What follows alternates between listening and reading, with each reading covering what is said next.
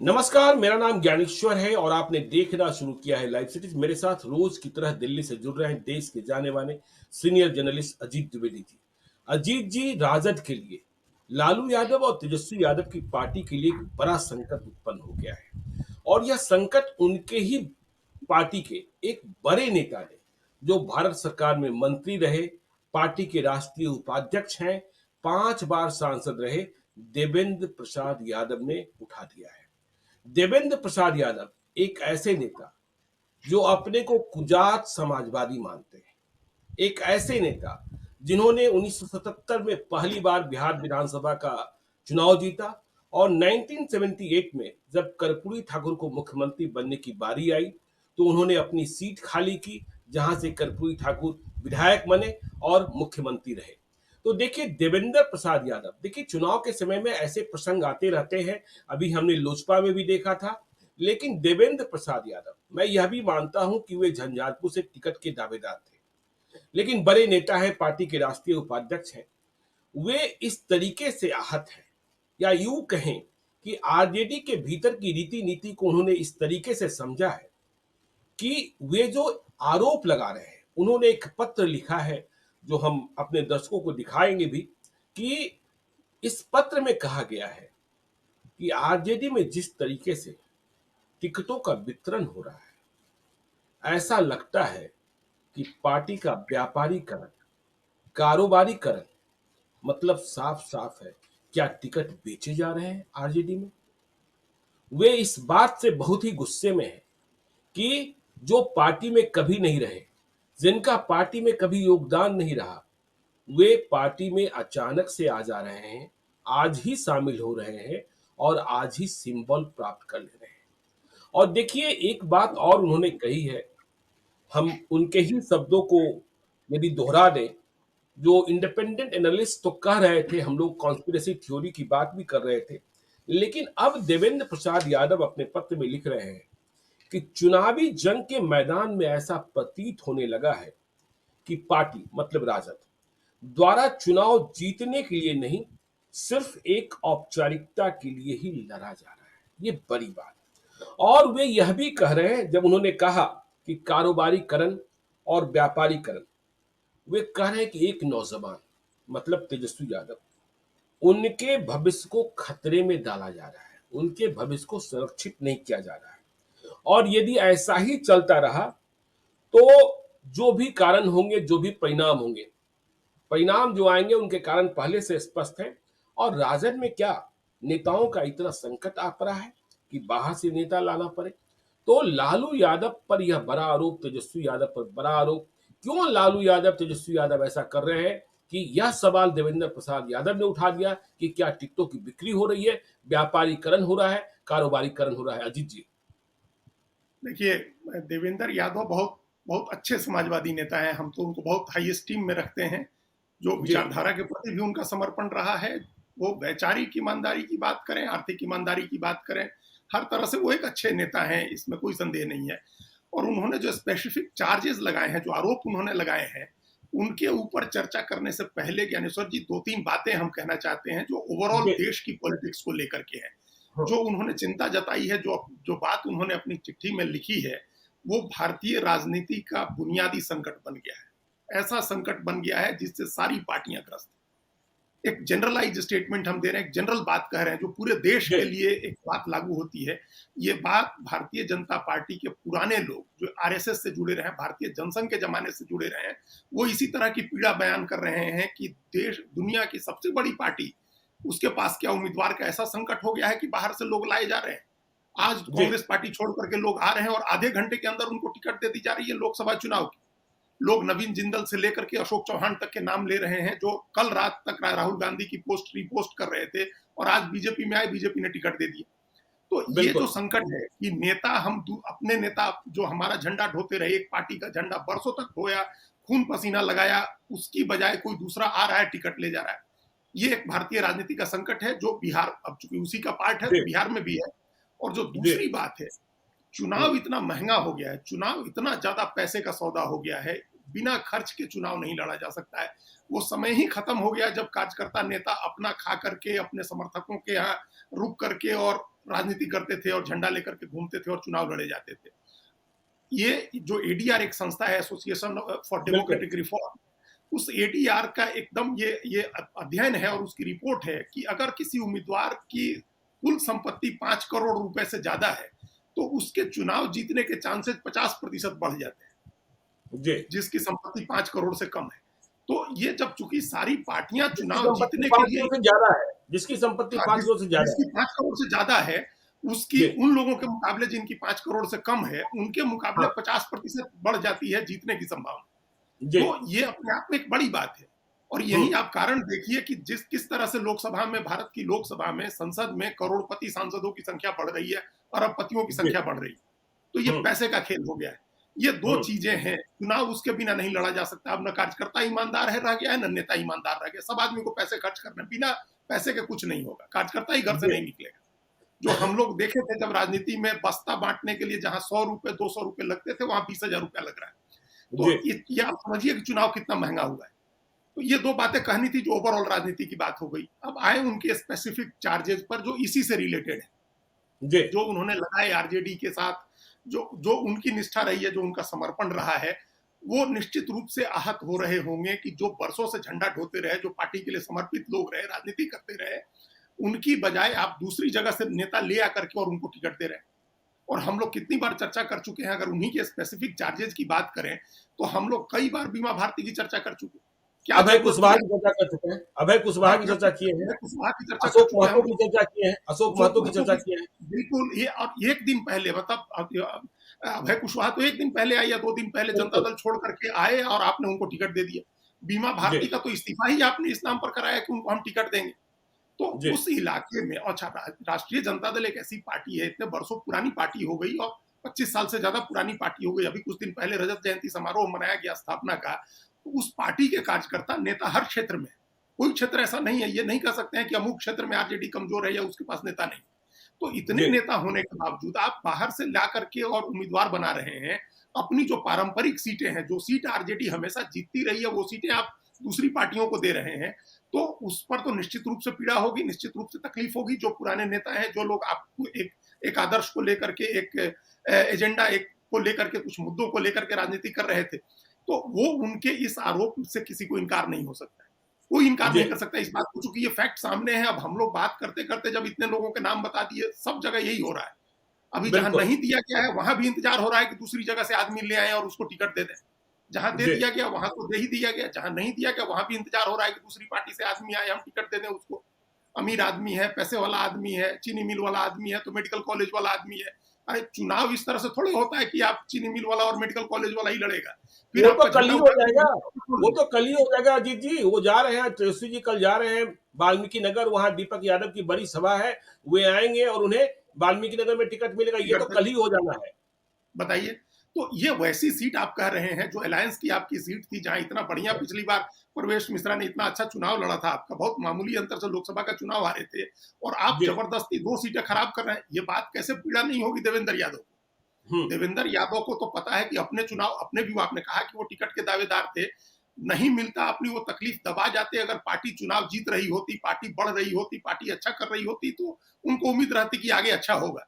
लेकिन आपने एक सीट के चक्कर में, एक चीनी मिल, एक बड़े आदमी के मालिक को लड़ाने के चक्कर में आपने वाल्मीकि नगर भी सीट खराब की, पश्चिमी चंपारण की सीट भी की। आपने सीटों की ऐसी अदला बदली कर ली और कौन लड़ेगा वहां कैंडिडेट आपने तय नहीं किया, सीटों की अदला बदली पहले हो गई। तो जी। ये चीजें तो हो रही हैं। इस बात से तो कोई इनकार नहीं कर सकता है ना कि आप देख करके, चेहरा देख करके, आदमी को चुन करके और उस हिसाब से अलायंस भी बना रहे हैं और उस हिसाब से आप उम्मीदवार भी दे रहे हैं।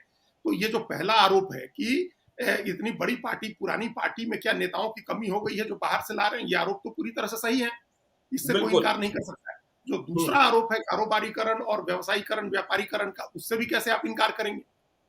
राज्यसभा के भी एक आध सीटें छोड़ दें तो राज्यसभा में भी उसी तरह से आप लोग चुन रहे हैं, लोकसभा के लिए भी ऐसे ही उम्मीदवार चुन रहे हैं। आप ये कह सकते हैं कि मजबूरी है कि मजबूत उम्मीदवार, आर्थिक रूप से मजबूत उम्मीदवार चुनना है, लेकिन ये भी तो देखेंगे, उसका बैकग्राउंड भी तो देखेंगे, अपनी पार्टी और अपनी बिल्कुल। विचारधारा के प्रति समर्पण भी तो देखेंगे, वो भी तो कोई चीज होती है। और हम्म। नहीं तो आप कैसे उम्मीद करते हैं कि कार्यकर्ता, आप जिसको चुन करके भेज दें, कार्यकर्ता उसका झंडा उठा करके घूमने लगे, उसकी जय जयकार करने लगे? ये क्या राजनीति हुई? वो भी बिहार नहीं, आप जैसे देखिए स्टेट। वैशाली में मुन्ना शुक्ला को ला रहे हैं, कब वे आरजेडी में थे? कभी नहीं थे। हाँ कभी नहीं थे, कभी आरजेडी में नहीं थे, और जो जिस वैल्यूज को लेकर के आरजेडी की राजनीति थी, सामाजिक कॉन्फ्लिक्ट था, उसमें वो बिल्कुल दूसरे पाले में थे, जी। एकदम दूसरे पाले में थे, और आरजेडी से लड़ रहे थे, वैचारिक रूप से भी हर तरह से वो लड़ रहे थे आरजेडी से, और आज उनको आरजेडी में लेकर के चुनाव लड़ाया जा रहा है।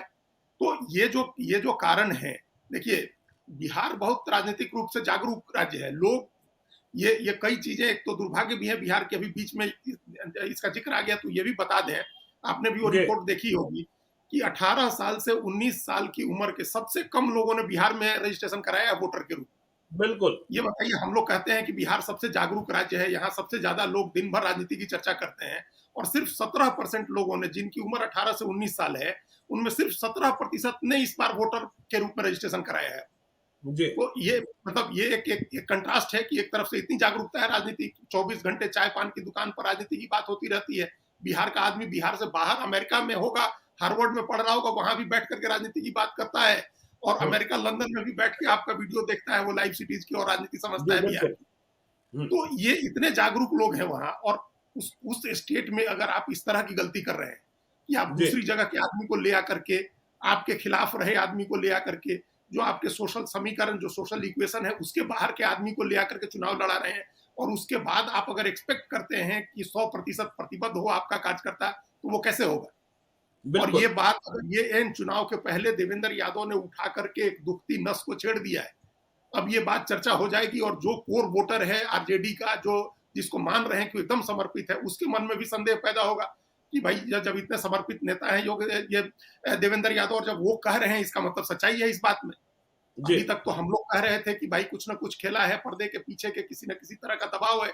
अब जब उतने जी बड़े नेता ने बात कही है, तो जरूर संदेह पैदा होगा लोगों के मन में। लेकिन तो साफ ये तौर पर दूसरों की उन्होंने लिखा है, नहीं आ साफ रही। तौर पर लिखा है कि चुनावी जंग के मैदान में ऐसा प्रतीत होने लगा है कि पार्टी द्वारा चुनाव जीतने के लिए नहीं, सिर्फ एक औपचारिकता के लिए ही लड़ा जा रहा है। और भी बात उन्होंने लिखी है कि पार्टी में कुछ जनाधार विहीन अति महत्वपूर्ण नेता, जो खीर और खिचड़ी दोनों को एक ही समय एक ही बर्तन में पकाने की चेष्टा कर रहे हैं, उससे पार्टी में जो निश्चित जनाधार है, वो भी अनिश्चितता की ओर जा सकता है, और अनिश्चित तो अनिश्चित है ही। राजद में क्या नेताओं का इतना संकट कि बाहर से नेता लाना पड़े। तो देखिए इतनी गंभीर बातें कह रहे हैं, और यह भी कह रहे हैं कि देखिए आपने आंतरिक सर्वे कराया था, लालू यादव, तेजस्वी यादव ने आंतरिक सर्वे भी कराया हर लोकसभा क्षेत्र में। तो इसके बारे में भी जिक्र है कि पार्टी द्वारा कराए गए उस आंतरिक सर्वे रिपोर्ट का क्या औचित्य रहा, जिस रिपोर्ट के आधार को ही नहीं माना जाना था। अजीत जी। देखिए अभी आपने जो चिट्ठी का जो भी हिस्सा पढ़ा, इसी के बारे में हम लोग बात कर रहे थे कि जो निश्चित जी जनाधार है, उसके मन में भी अब संदेह पैदा होगा। वो संदेह हो रहा होगा क्योंकि मीडिया की वो खबरें देख रहा था, डिबेट सुन रहा था, उसको भी लग रहा था, वो देख भी रहा था प्रत्यक्ष रूप से। अब जब जी देवेंद्र यादव ने कह दिया, तो उसके मन में निश्चित रूप से शंका पैदा होगी, उसको संदेह होगा कि हमारा नेता पता नहीं किस दबाव में है, क्यों नहीं लड़ रहा है, किस तरह के उम्मीदवार दे रहा है। वो इसका छिद्रान्वेषण करेगा, वो इसका विश्लेषण करेगा अपने हिसाब से। और देखिए चुनाव कैसे एकदम औपचारिकता रह गई है अभी तक के हिसाब से। आगे अब जी क्या करेंगे लोग नहीं जानते हम लोग, लेकिन हम लोग ने भी चर्चा की थी, अभी 2-1 दिन पहले ही इस बात की चर्चा की थी कि हेलीकॉप्टर खड़ा रह जा रहा है, और कोई रैली नहीं हो रही, कोई सभा नहीं हो रही है, आप कहीं निकल के नहीं जा रहे हैं। होली मनाते रहे आप 8 दिन तक दिल्ली में रह करके, और चुनाव के इन ऐसे हिट के समय में।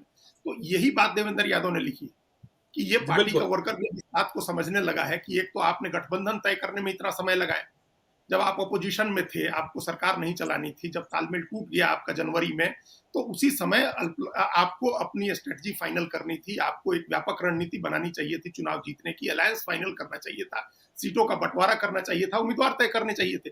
वो आपने जी अभी तक नहीं। एक दिन पहले तक तो आपका अलायंस चल रहा है, अभी कल एक अलायंस फाइनल हुआ, मुकेश सहनी आए, चलिए वो एक एडिशन है, अच्छी बात है, लेकिन ये सब चीजें पहले होनी चाहिए थी।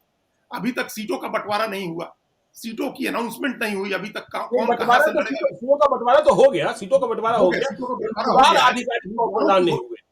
जी उम्मीदवारों की घोषणा उम्मीदवारों नहीं की हुई। घोषणा नहीं हुई, उम्मीदवारों की घोषणा नहीं हुई। और कहाँ एक उम्मीदवार, ये भी हो रहा था कि उम्मीदवारों की कुछ अदला बदली होगी, कुछ उम्मीदवार किसी के पास नहीं है, दूसरी जगह से ले आकर के लड़ाए जाएंगे, लेकिन ये सब चीजें भी तय नहीं हुई। और जी अभी अब आप उस दिन बता रहे थे कि 18 सीटें हो सकता है एक आध जगह तय किया हो, लेकिन 1.5 दर्जन के करीब सीटें तो नहीं तय हुई अभी चुनाव के तीसरे चरण के नामांकन तक होने नहीं तक। हुए, नहीं हुए, नहीं हुए, नहीं हुई है। और ऐसी सीटों पर जो आपकी पारंपरिक सीट रही है, आपका मजबूत गढ़ रहा है, जिन इलाकों में आप बार बार बताते रहते हैं, मधेपुरा की सीट हो, सुपौल की सीट हो, अररिया की सीट हो, आपने उम्मीदवार ही तय नहीं किए। जी, तो ऐसी सीटों पर आपने, तो ये जनता थोड़ी ना ऐसा है कि नहीं समझ, आपके प्रति कितना भी प्रतिबद्ध वोटर होगा, उसको लग तो रहा होगा कि कहाँ लड़ रही है हमारी पार्टी, क्यों नहीं अभी बिल्कुल। तक कैंडिडेट आया। वो कब तक इस बात को डिफेंड करेगा कि हमारा कैंडिडेट क्यों नहीं आ रहा है, वो क्या कारण देगा इसका। तो जी, ये बात उन्होंने लिखी है कि एकदम, और ऐसा लग रहा है कि पार्टी जीतने के लिए नहीं लड़ रही है, बल्कि औपचारिकता निभाने के लिए लड़ रही है। जीतने के लिए अगर आप लड़ रहे होते तब अब तक तो आपका हर सीट पर प्रचार चल रहा होता, आपका कैंडिडेट घूम रहा होता, आपकी रैलियां जी, हो रही होती। कम से कम पहले 3 चरण के जो क्षेत्र हैं वहां तो रैली हो ही गई रही थी, एक एक रैली कराए होते तेजस्वी यादव, लालू यादव भी जहां जा सकते हैं वहां जाते। तो ये नहीं हो रहा है, तो ये बात भी सही है, इससे भी कोई इनकार नहीं कर सकता है कि पार्टी ऐसा लग रहा है कि जीतने के लिए नहीं लड़ रही है, औपचारिकता के लिए लड़ रही है। और हम लोग जो बार बार कहते हैं कि लालू यादव और तेजस्वी यादव को कहीं ऐसा तो नहीं लग रहा है कि ये चुनाव हमारा चुनाव नहीं है, हमको 2025 की तैयारी करनी है, विधानसभा की जी, तैयारी करनी है, ये चुनाव तो बीजेपी का है तो वॉकओवर दे दो। जमीन पर ऐसी स्थिति नहीं है ज्ञानेश्वर जी, जमीन पर जनता लड़ने के लिए तैयार है। जनता अभी मूड नहीं बनाई है, बहुत बड़ी जनता अनिर्णय की स्थिति में है, कोई हवा, कोई आंधी, कोई लहर नहीं है। इस पर भी हम लोगों ने चर्चा की थी। इस स्थिति को जो कैपिटलाइज करना था, जो इसका लाभ लेना था, वो आरजेडी नहीं ले रही है, और उसी की पीड़ा देवेंद्र यादव ने जाहिर की है अपने पत्र में। नहीं, नहीं, अनिश्चितता तो ऐसी है अजीत जी कि कल हमारी एक टीम सीतामढ़ी और शिवहर में थी। लोगों से बात कर रही थी, पब्लिक ओपिनियन चल रहा था। लोग पूछ रहे थे कि भाई हमें तो सिर्फ इतना ही पता है कि ये एनडीए का उम्मीदवार है, उधर से उम्मीदवार कौन है यह तो पता ही नहीं है, तो अभी हम कैसे बता दें कि क्या करेंगे और नहीं करेंगे। जहां तक हेलीकॉप्टर उड़ने की बात है, देखिए आज तेजस्वी यादव का हेलीकॉप्टर उड़ा, मुकेश सहनी भी साथ गए, अखिलेश प्रसाद सिंह भी साथ गए, लेकिन जमुई गए, जमुई में सभा की और वापस चले आए। क्या चुनाव के दिनों में एक जनसभा होती है? क्या अभय कुशवाहा को इंतजार नहीं है? क्या गया में कुमार सर्वजीत को इंतजार नहीं है? क्या नवादा में श्रवण कुशवाहा को इंतजार नहीं है? पहले चरण का चुनाव है, और देखिए फिर ये जहां दूसरे चरण का चुनाव है, क्या कटिहार में तारिक अनवर को इंतजार नहीं है? किशनगंज में डॉक्टर मोहम्मद जावेद को इंतजार नहीं है? भागलपुर में अजीत शर्मा को इंतजार नहीं है? तो क्या प्लान करें? जहां उम्मीदवार आपने घोषित कर दिए हैं, जहां आपके उम्मीदवारों ने नामांकन का पर्चा भर दिया है, बांका में जयप्रकाश नारायण यादव का कोई इंतजार नहीं है, तो आप क्या कर रहे हैं? यह सवाल तो है ही ना। है बिल्कुल। और यही सवाल, ये एक तकलीफ, अपनी पीड़ा बताई है देवेंद्र यादव ने। देखिए जयप्रकाश यादव के जी, नॉमिनेशन में भी नहीं गया कोई आदमी लालू यादव के परिवार से, जबकि वो इतने क्लोज हैं परिवार के, कोई बिल्कुल। नॉमिनेशन में भी नहीं गया। कम से कम अब तक एक रैली हो जानी चाहिए थी।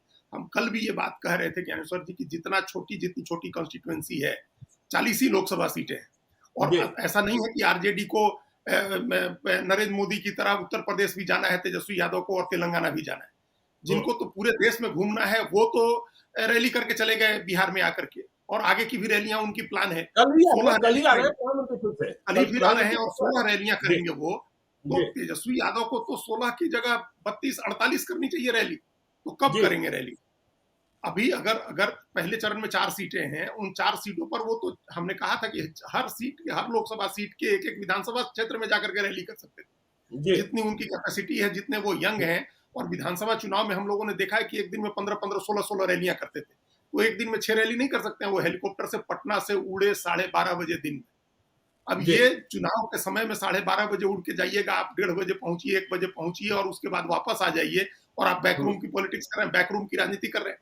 वो जो देवेंद्र यादव ने अपनी चिट्ठी में लिखा है कि बिना जनाधार वाले नेता, तो आपने बिना जनाधार वाले नेताओं को तो पद दे करके, ऊंची चीजें दे करके स्ट्रेटजी जी, बनाने के लिए तो रखा है, तो उनको स्ट्रेटजी बनाने दीजिए। आप तो स्ट्रेटजी के काम में थोड़ा बैठना है आपको। वो स्ट्रेटजी बनाए, बिल्कुल, वो स्ट्रेटजी बना करके आपको फोन करें, आपको फीडबैक मिले, आप जहां रहें, एयरपोर्ट पर रहें, वीआईपी हैंगर में रहें, आपको वहां रिपोर्ट मिले, आप वहां से आगे जाइए। एक भाषण हुआ है, आप दूसरे भाषण में दूसरे नेता के बात को, जो बीजेपी के लोग कह रहे हैं, उसको काउंटर करिए जाकर के।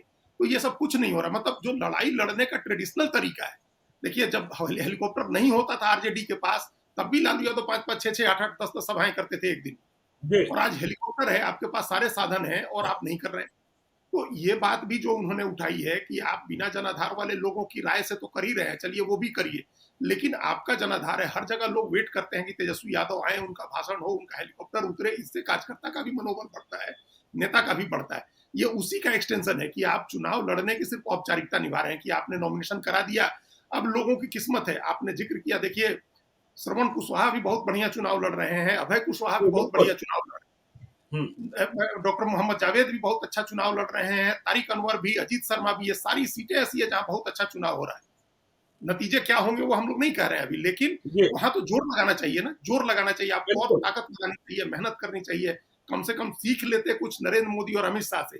बाकी तो आप उनकी राजनीतिक विचारधारा का जितना विरोध करते रहिए, लेकिन चुनाव लड़ने का जो तरीका उन लोगों का है, जिस तरीके से वो लोग चुनाव लड़ते हैं, जितनी मेहनत करते हैं, उसमें से तो कुछ सीख लीजिए। उसका 50% भी मेहनत करेंगे तो आश्चर्यजनक नतीजे आ सकते हैं बिहार में। उसका 50% मेहनत करेंगे तो आप ऐसी हवा बना सकते हैं बिहार में कि सबके पसीने छूट जाएंगे। और इस लिहाज से भी देखिए, देवेंद्र यादव की पीड़ा बहुत जायज है कि चुनाव लड़ती हुई नहीं दिख रही है पार्टी। ऐसा लग रहा है कि बिल्कुल। पार्टी औपचारिकता निभा रही है। ये जी उनकी वास्तविक तकलीफ है, और ये इस पर उनकी इस चिट्ठी से बहुत पहले हम लोग इस बात को लेकर के चर्चा कर रहे थे, और हमको लगता है कि आज हम लोग 12-14 दिन से इस बात की चर्चा कर रहे हैं। जी अजीत जी, देखिए देवेंद्र यादव ने जो कहा कि अनिश्चित तो अनिश्चित ही है।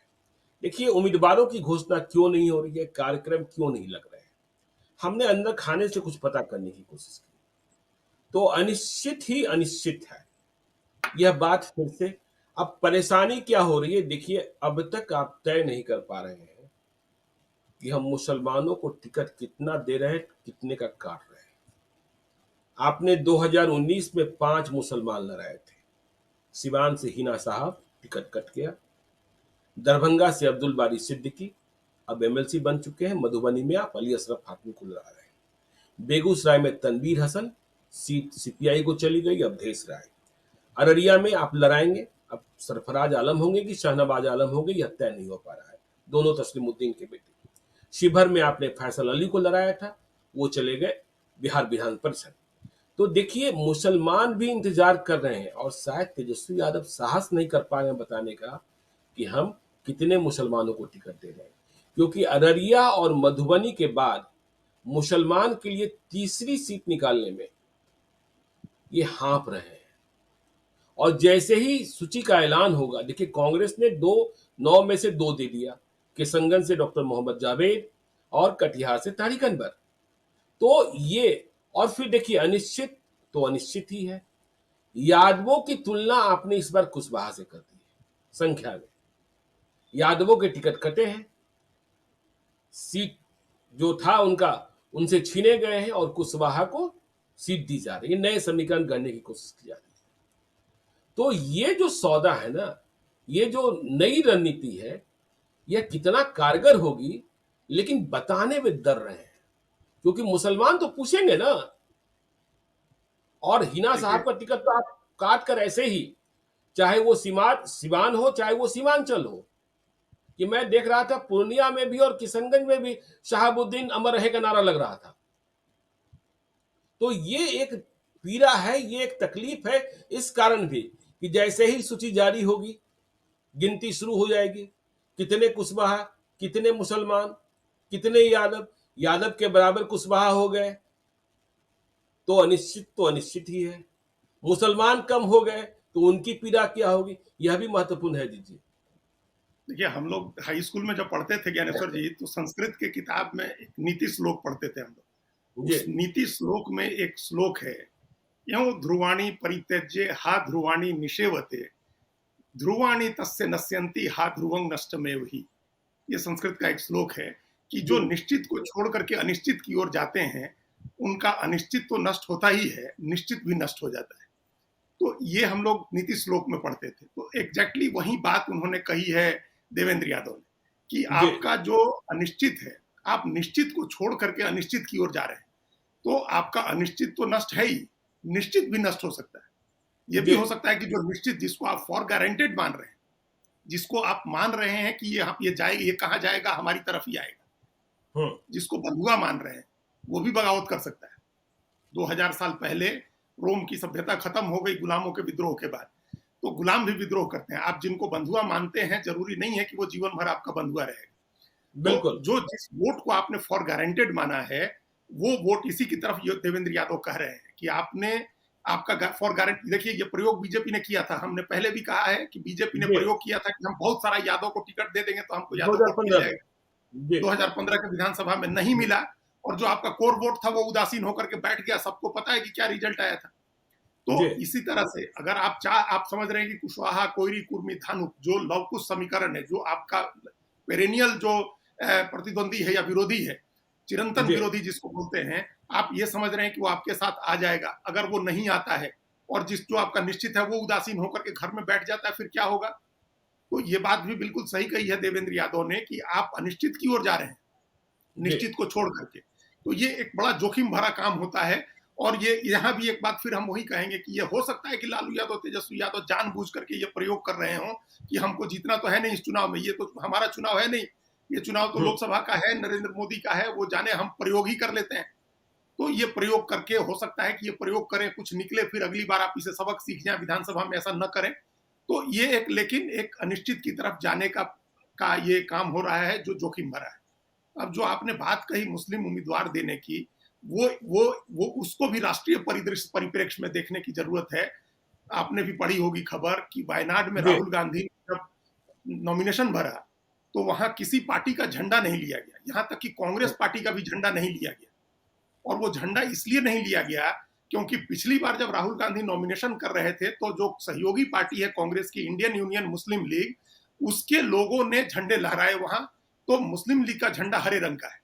तो हुँ, बीजेपी ने यह प्रचार कर दिया कि राहुल गांधी के नॉमिनेशन में पाकिस्तान का झंडा लहराया गया है। जी, तो उससे इतना डर गई कांग्रेस पार्टी कि इस बार उसने अनाउंस कर दिया कि नॉमिनेशन बिना झंडे के होगा। तो हुँ, कोई झंडा नहीं लिया गया, हरा झंडा भी नहीं लिया गया और तिरंगा भी नहीं लिया गया। तो राहुल जी, गांधी ने बिना झंडे के नॉमिनेशन किया। तो ये कांग्रेस पार्टी की भी समस्या है। कांग्रेस पार्टी की भी ये चिंता है कि कहीं ऐसा ना हो कि हम मुसलमान ज्यादा दिखा दें, मुसलमान को ज्यादा टिकट दे दें, तो उसके खिलाफ स्वाभाविक रूप से नाराजगी हो जाए, गोलबंदी हो जाए, हिंदू ध्रुवीकरण में उससे मदद मिल जाए। तो ये चिंता है, ये चिंता तेजस्वी यादव की भी है, लालू यादव की है। और आप देखिए जितनी सीटें आपने बताई, 2 सीटें तो लगभग तय ही हो गई कि सिवान काट दिया आपने और शिवहर काट दिया। जी, बिल्कुल। सिवान और शिवहर तो 2 कट ही गए। अब हाँ, आप देख बेगूसराय भी लीजिए, कट गया, बेगूसराय भी कट गया। बेगूसराय भी कट गया, बेगूसराय भी कट गया, हुँ, आपने सीपीआई को दे दिया और वहां से अवधेश राय आ गए। तो जी, 3 सीटें तो आपने काट ही दी। हुँ, तो अब 2 सीट आप दरभंगा के बदले मधुबनी दे दीजिए, और दूसरा अररिया में कोई ऑप्शन नहीं है तो आप अररिया दे दीजिए। इसके अलावा 2 के अलावा जैसा आपने कहा कि कोई तीसरी सीट देने में तो हाँफ रहे हैं, सांस फूल रही है। जी, तो इसका बिल्कुल। ये मतलब है कि आप उस वोट को भी मान रहे हैं कि ये लोग कहाँ जाएंगे। हुँ, इनका, क्योंकि उस समुदाय ने भी अपनी ब्रांडिंग ऐसे कर रखी है कि हम उसी को वोट देंगे जो बीजेपी को हरा रहा होगा, जी, जो बीजेपी से लड़ रहा है हम उसको वोट देंगे। तो इस चक्कर में ये मान लिया है इन पार्टियों ने कि वो बंधुआ है, वो कहीं जा नहीं सकते, वो हम ही को वोट करेंगे। तो फॉर गारंटेड मान रहे हैं आप इन दोनों कोर वोट को, जिसकी हम लोग कल भी चर्चा कर रहे थे कि 32% का जो आपका वोट है, 18% मुसलमान, 14% यादव, आप उस 32% वोट को फॉर गारंटेड मान के चल रहे हैं कि एक सेकुलरिज्म के नाम पर बीजेपी को हराने के नाम पर आपको वोट करेगा, और दूसरा लालू यादव, तेजस्वी यादव का परिवार है, यादव की पार्टी है, इसके नाम पर आपको वोट करेगा। इसमें कहीं कोई विचारधारा नहीं है, इसमें कोई जमीनी फीडबैक नहीं है, इसमें कोई ग्राउंड लेवल का काम नहीं है, आपका कोई इंटरनल सर्वे नहीं है। आप सिंपल ये मान के चल रहे हैं कि यादव के नाम पर यादव और बीजेपी को हराने के नाम पर मुसलमान वोट देगा।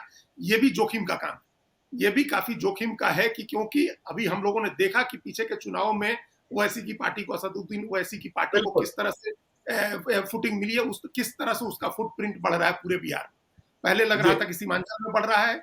सीमांचल में लोकसभा चुनाव में हम लोगों ने देखा था, उनके अख्तर उल ईमान को 2,95,000 वोट आए थे, और बाद में बाई इलेक्शंस में हम लोगों ने कुढ़नी में भी देखा और गोपालगंज में भी देखा। तो जो फुटप्रिंट बढ़ रहा है वो पूरे प्रदेश में बढ़ रहा है, एक जगह मिल रही है, पैर रखने की जगह मिल रही है।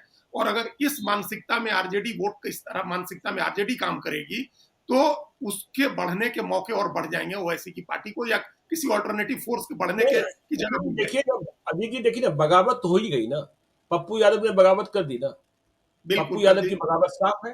पप्पू यादव ने कल अपील किया कि पूर्णिया के बेटा को, सेवक पप्पू यादव को 1 रुपए का चंदा दीजिए। हम्म। यूपीआई नंबर जारी किया है। तो देखिए, रात की स्थिति ये थी कि रात 2 बजे यूपीआई में पैसे ट्रांसफर नहीं हो रहे थे उस अकाउंट में। बताया गया, जब हमने सुबह जानकारी प्राप्त की तो 3 लाख से अधिक ट्रांजैक्शन हो गए थे एक दिन में। ₹1, ₹2, ₹5, ₹11 यही आ रहा था, मैक्सिमम ₹101। तो 3 लाख से अधिक ट्रांजैक्शन हो गए थे। तो यह जो सोमैन वाली जो स्थिति पैदा की, यह तो तेजस्वी यादव और लालू यादव ने सोमैन बना दिया ना पप्पू यादव को। अब देखिए झंझारपुर किसी आपने दे दी मुकेश सहनी को। अब अति पिछड़ा मुकेश सहनी को लड़ाना है, यह शर्त रखी गई है।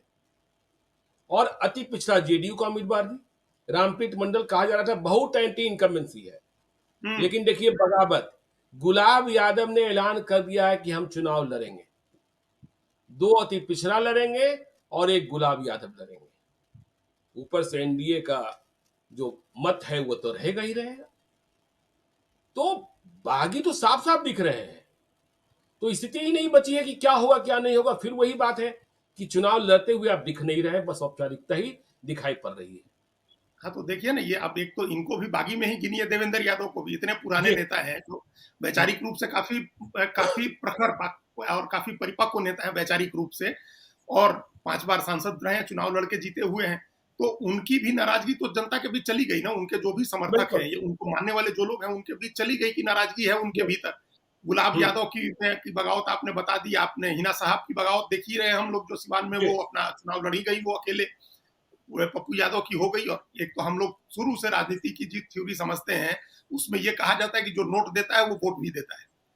तो जो जिसको वोट नहीं देना होता है वो क्यों ₹1 भी देगा? वो ₹1 भी नहीं देगा, ₹1 नहीं देगा अगर उसको वोट नहीं देना।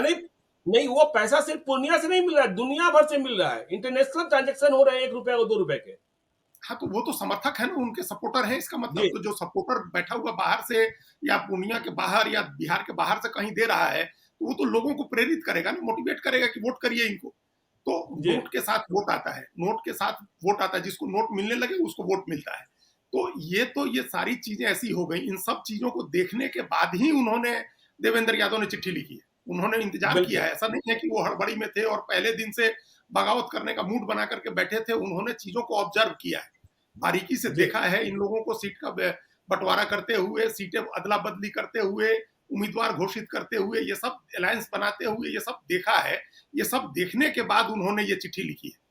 सब चीजें एक एक सीट को देख करके, वो तो पूरे बिहार को जानते हैं, बिहार की राजनीति को समझते हैं, सीटवार समझते हैं और अंदर की बात भी जानते हैं। ये सब जानने के बाद उन्होंने लिखा। इसका मतलब कि सचमुच में अंदर में कहीं समस्या है, जो हम लोग बाहर से देख करके और जो स्वतंत्र रूप से खबरों को समझ के एनालिसिस कर रहे थे, वो तो उसके खबर के अंदर की बात जानते हैं और तब वो ये बात कह रहे हैं।